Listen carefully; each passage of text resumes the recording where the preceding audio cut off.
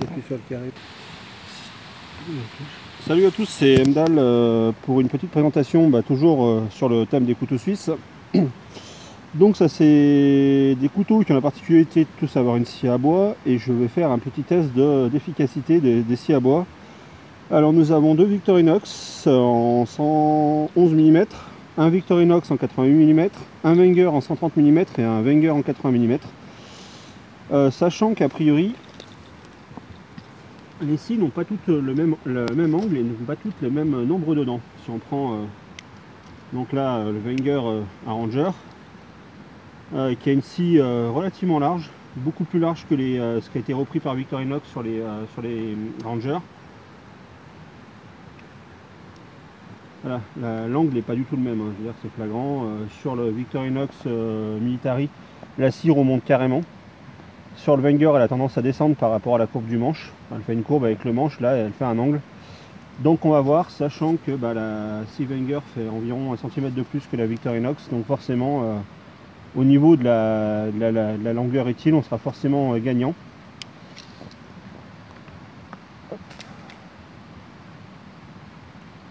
Et c'est assez rigolo parce que sur ça c'est un Hercule il me semble, et sur l'Hercule on a encore un autre angle et une autre scie qui est beaucoup plus épaisse, enfin beaucoup plus large que la Victorinox Soldier, enfin militaire quoi. Donc on va commencer par les grands. Donc là on est sur du bois mort, je sais pas ce que c'est comme bois. Je vous avoue que là ça va faire 3-4 cm de large, enfin d'épais.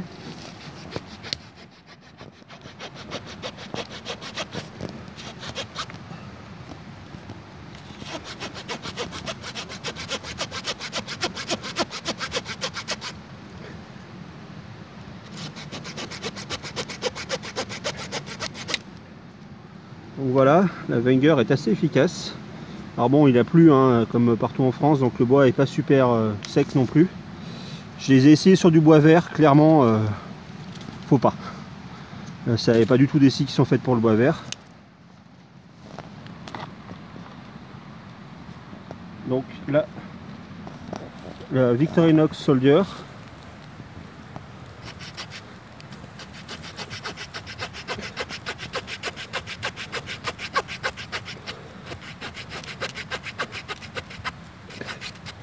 Alors franchement, la Wenger fonctionne mieux.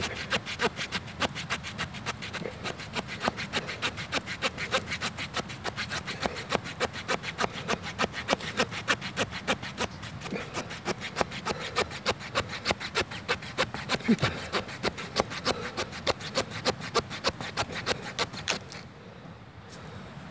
Honnêtement, la Wenger fonctionne mieux.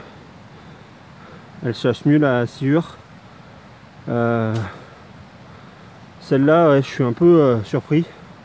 J'avais déjà fait un test Victorinox Wenger Laserman. Wenger était déjà supérieur. Là, l'ancienne génération aussi Victorinox.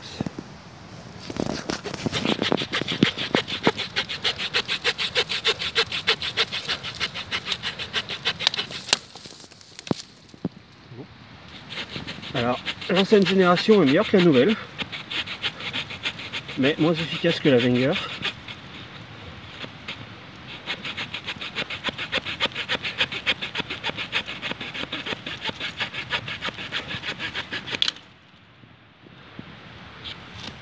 Donc ouais, moins efficace que la Wenger. Donc Wenger, je sais pas pourquoi, mais Wenger fonctionne mieux sur les grands modèles. Attends.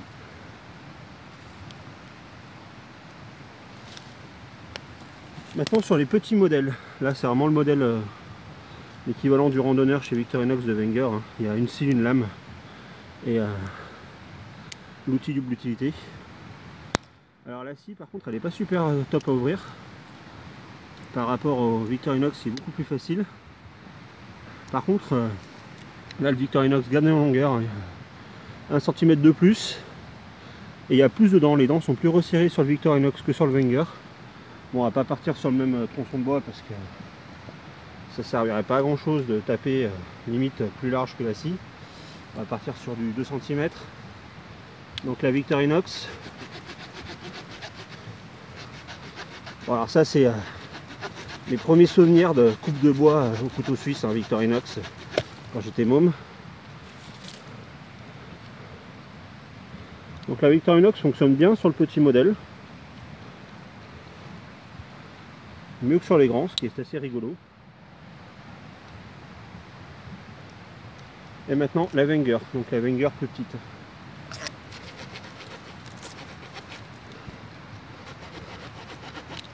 Non, la Wenger là par contre sur ce modèle-ci elle est à chier. On sent qu'il y a eu quand même un peu de recherche pour sortir une nouvelle scie chez Wenger, parce que là celle-ci elle est vraiment pourrie. Je ne vais même pas dire qu'elle dépanne, parce que je pense que j'irai limite plus vite à couper le morceau de bois avec la lame de couteau qu'avec la scie. Bref, non. Alors, verdict. Sur les petits modèles, Victorinox c'est vachement mieux. Il faudra que je teste sur un Wenger nouvelle génération, parce que je crois qu'ils ont évolué au niveau de la scie. Par contre, sur les grands modèles, le Ranger de chez Wenger est plus efficace. La scie du Ranger chez Wenger est beaucoup plus efficace que la scie du Victorinox.